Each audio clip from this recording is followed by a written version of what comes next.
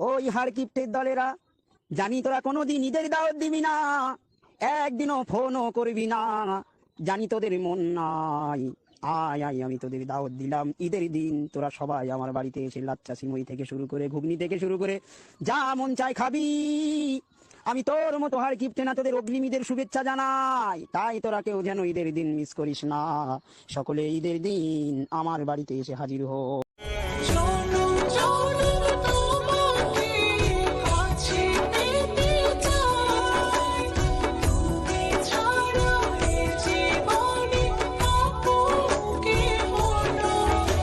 আচ্ছা শোন, বলতো ফুটবল ছেলে নাকি মেয়ে?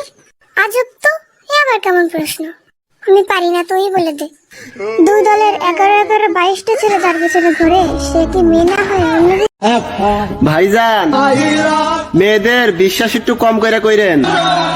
তারা ছোট থাকতে পুতুলকে মানুষ বানিয়ে খেলে, আবার বড় হলে তারা মানুষকে পুতুল বানিয়ে খেলে। সমাজ কি বলবে এটা নিয়ে ভেবো না, কারণ সমাজ ব্যর্থ মানুষকে নিয়ে ঠাট্টা করে আর সফল মানুষকে নিয়ে।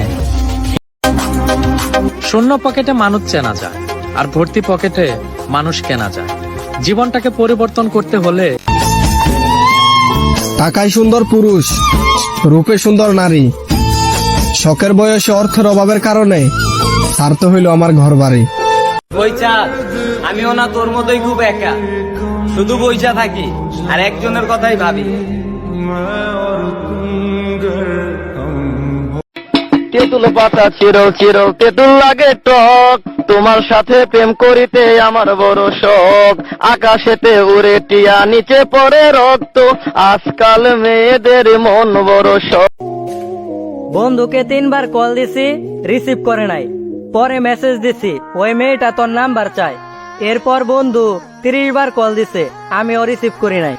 ছেলেরা জিলাপির মতো সোজা, মরিচের মতো মিষ্টি, মশার মতো ভাদ্র, বানরের মতো শান্ত, কাকের মতো সুন্দর, ইলিশের মতো কাঁটাহীন, সাপের মতো দয়াবান, বাথরুমের মতো পবিত্র, শিয়ালের মতো বোকা, শয়তানের মতো সাধু, অ্যাসিডের মতো নিরাপদ, আর ফরমালিন মতো খাঁটি।